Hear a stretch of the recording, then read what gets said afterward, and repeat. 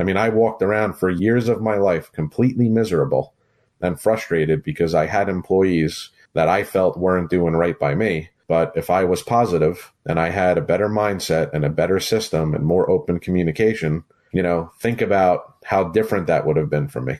You're listening to the Profit by Design podcast, episode 7.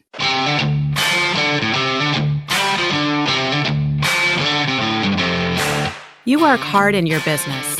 On the Profit by Design podcast, we ask the big question: what has your business done for you lately?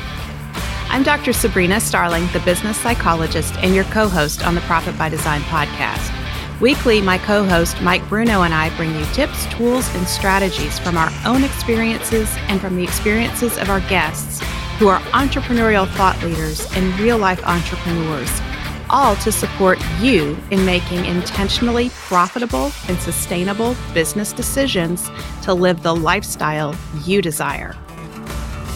All right, so I want to give a shout out to a couple of our profit designers, Mike, who've been leaving us some feedback and sharing. Linda Stapp really enjoyed Chad's episode. That must have been episode 4 with Chad. Yeah. She had a lot of takeaways and insights that she posted in our Profit by Design Facebook group, and I really appreciated that. It's great to hear when a guest and their insights that they're sharing really has an impact on somebody else. And I know Chad really enjoys that too. And then I also want to give a shout out to Jody Coleman, who has shared the podcast with several people on Facebook. We really appreciate that. And we have some new profit designers who've joined our Facebook group: Josie Shepard, Alicia Larson, and Dietmar Deit. So welcome, guys. Welcome, everybody. Yeah. So, Mike, we're going to talk about entrepreneur mindset and navigating employees today. Correct. Yeah. And what I'd like to do is actually pick your brain on several of these topics. But first, I'd like to share some of my own experiences and some of the emotional battles that I faced throughout the years. And, I think it's important for businesses to really focus on the employee aspect of the business and how it does really drill down to the profitability of the company and the sustainability of it. And, just creating a good customer experience and pushing out their product and whatever service they do. So, I know that, employees are obviously the necessary evil sometimes of building a business and, being able to provide that product or service that we as entrepreneurs offer our clients. And when I say evil, I don't really mean that employees are evil, but I mean that I struggled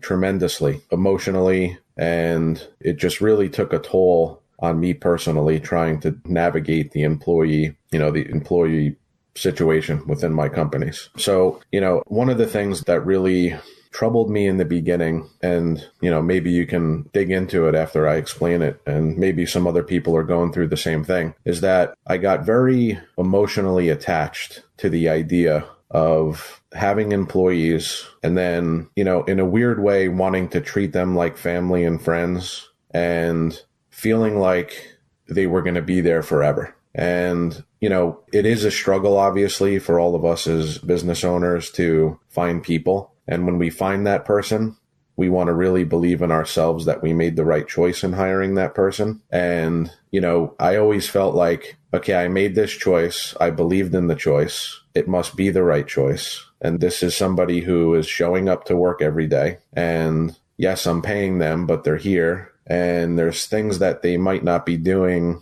that I want them to do, but I feel bad saying something about it.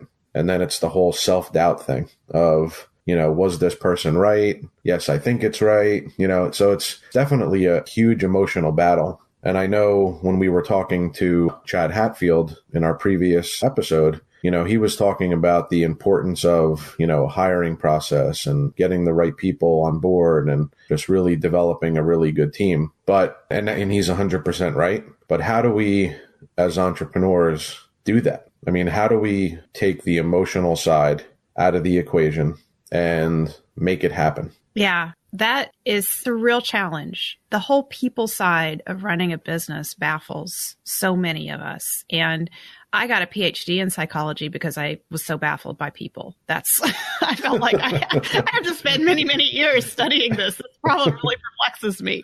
So I have a lot of compassion for small business owners who, we're wearing all these different hats in our businesses. And then we add the complexity of people and personalities. And what you said at the start of this is when you're hiring a team member, you think of them as their family and you want them to be with you for life.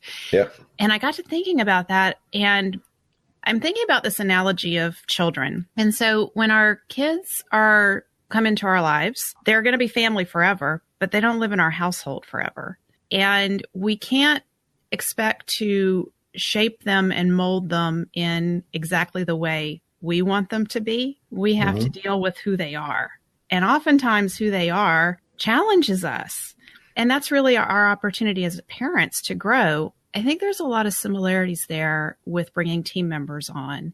If we're bringing in A players, they're going to have their own sets of strengths and temperament and qualities that they bring that will challenge us. They're not going to fit the mold that we necessarily expect them to fit, and they probably won't be in our business for life. That doesn't mean they can't be part of the family of the business for life.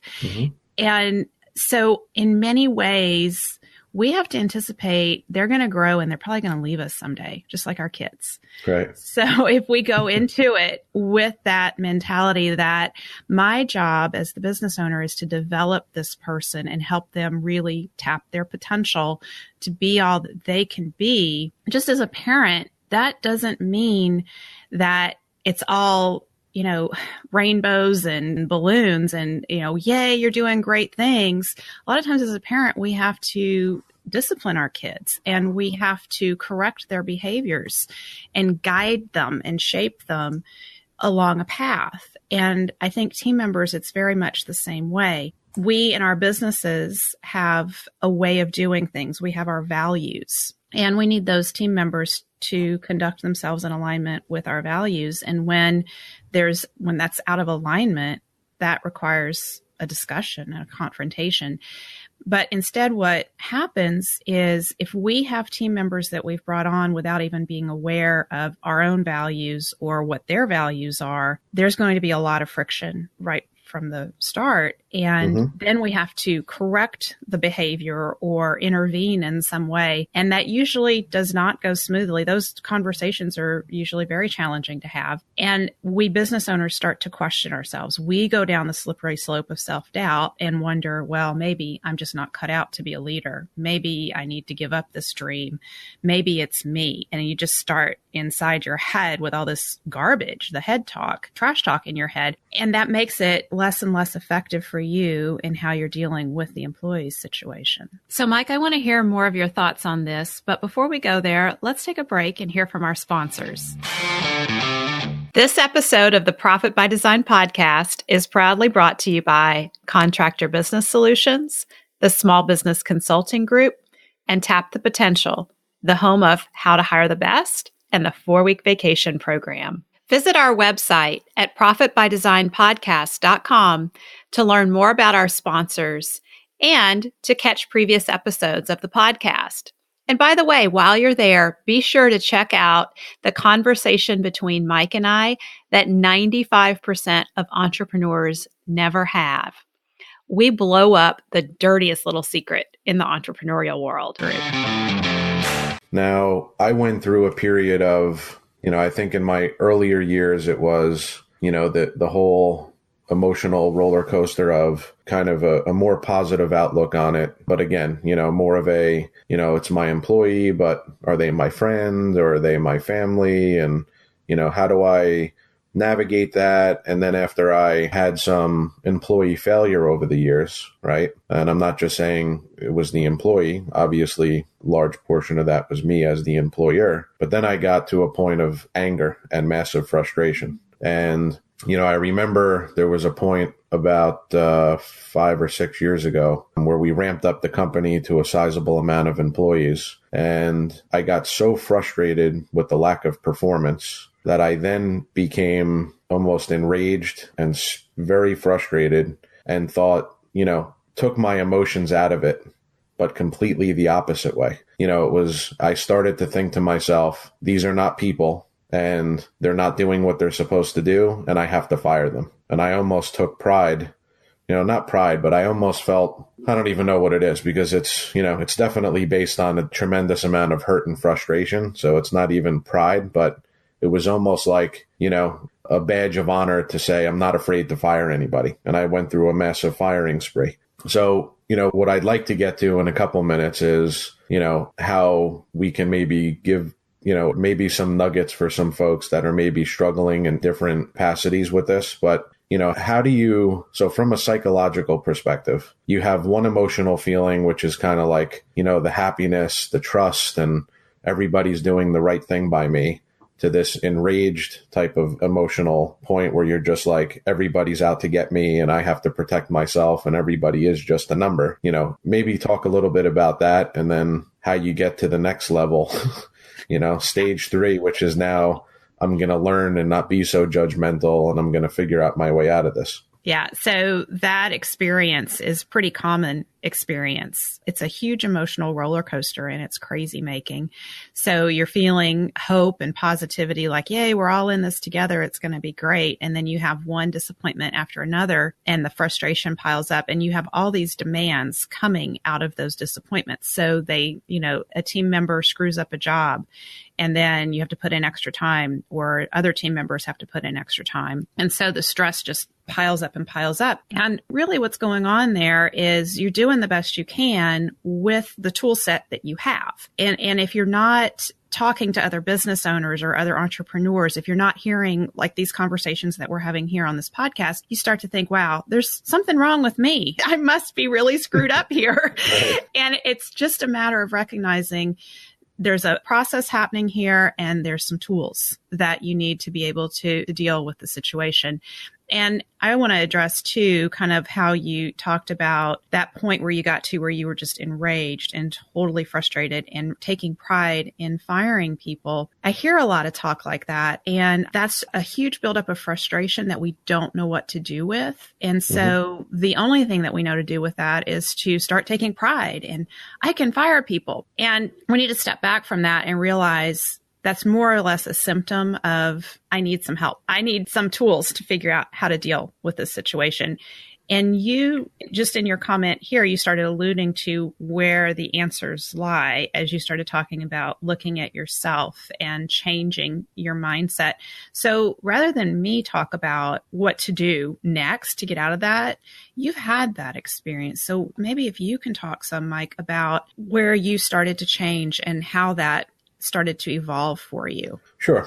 So, I think the big thing was, if you want to call it that, it's almost like a mental rock bottom for specific areas of, the business and life in general. So, I definitely felt like I was just hitting the same wall year after year. And as you said, your point of, the demands just keep piling up. So if you're building a business, everything's changing. The demands, the clients, the expectations continue to build and build and build. And, I just made a mindset shift to say, you know what? I don't know everything. I need to surround myself with some good people. And I started, reaching out to different coaches and working with different people. And, of course, you're one of them. And it was important for me to, change my entire perception of the employer-employee relationship and create positivity around it in all aspects, as opposed to negativity. And,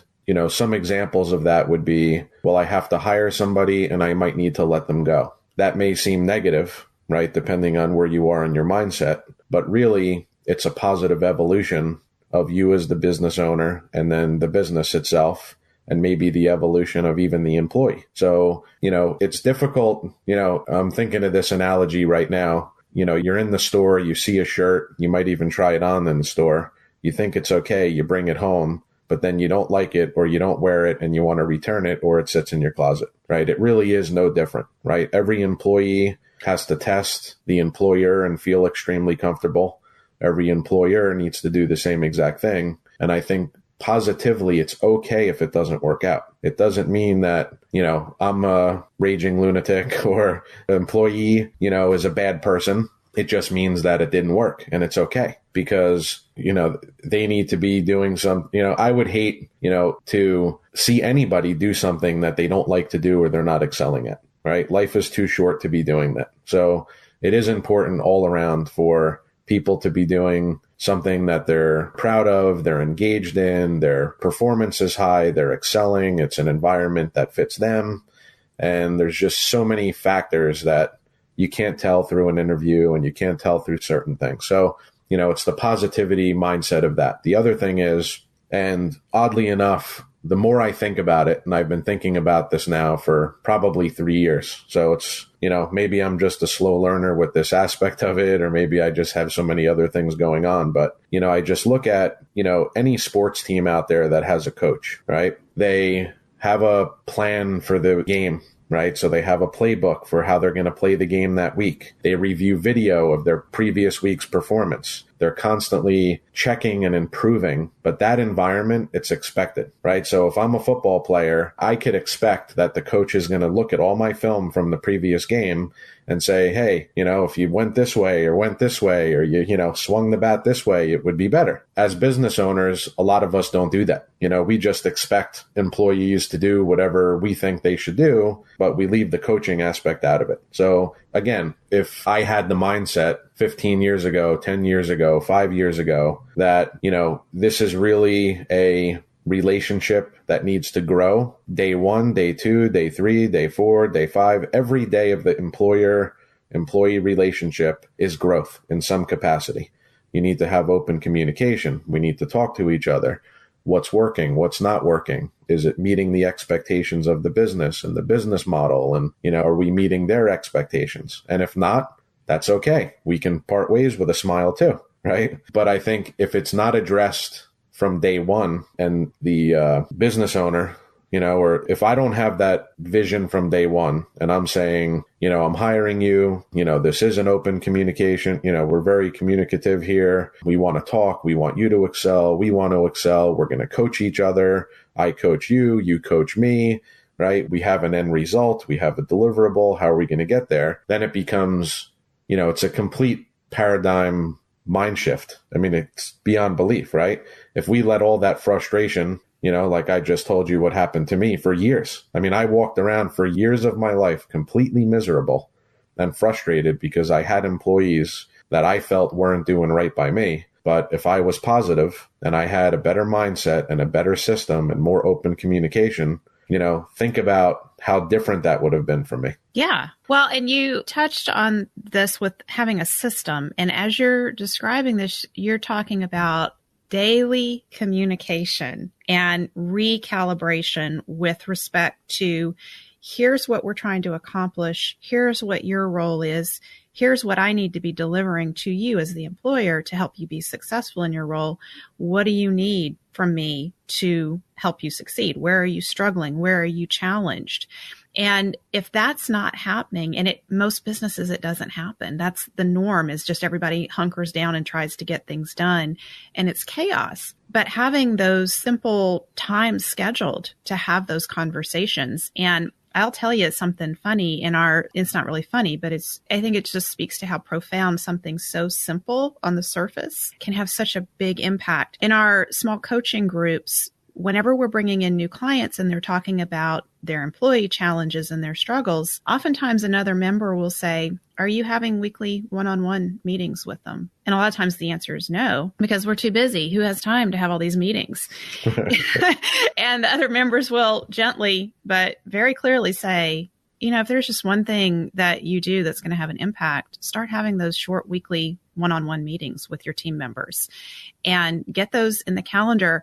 And even if you're going for, 90%, so say in a given month, you can't make all of those meetings happen, but you have 3 meetings with your team members individually, you're going to see a significant shift in how you feel towards them. You can no longer objectify them and just say, I'm mad at them, so I'm going to fire them. They're real people now because you're talking to them every day. Like, oh yeah, that's a real person there.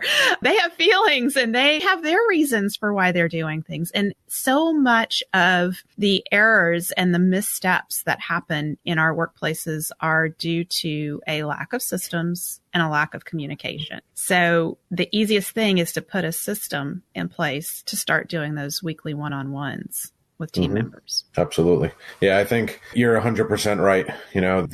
I think if I could expand on that, I would urge anybody who's struggling with this, certainly if you are struggling and you want to reach out to us, email us, or, message us in any way, we'd be more than happy to, respond to that. But I would urge anyone to really try to shake any current frustration and almost take a step back and do a little reset and just say to yourself, what's in the past is in the past. I want this to be positive. I want my business to be positive. I want, my struggles to be, more positive growth based instead of negative frustration based. And commit to a system, immediately commit to a communication system with your employees, like Sabrina just mentioned, and, reach out and get some help if you need help from coaches or, any other means that you need to get help. And, just really think positively about all these changes because, as they say, the only thing that's constant is change. It never goes away. So I think if we keep that in our minds too, it just really helps with growth all around. Yeah, there's remembering that wherever you are right now in how you're dealing with your employees, you're on a learning path. And so mistakes that have been made really are learning opportunities. And when things aren't going well, that's an opportunity to just get curious about what can I learn here rather than starting to judge ourselves, because that's where we get into that judger pit and all that negativity sets in.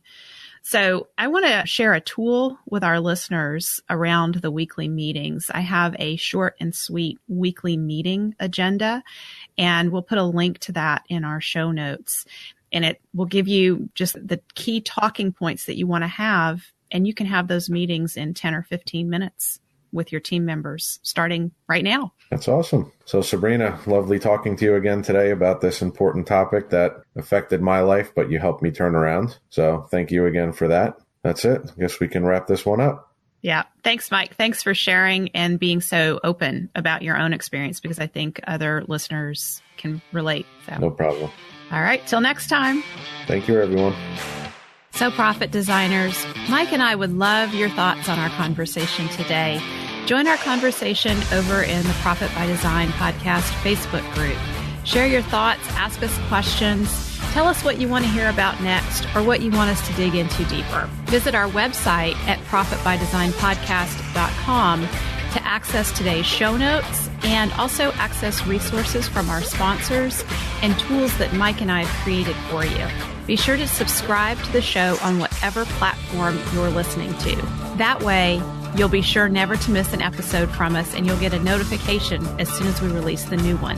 And finally, keep sharing the episodes with your friends. We really appreciate you helping us get this podcast into the ears of other entrepreneurs who need to be hearing these conversations.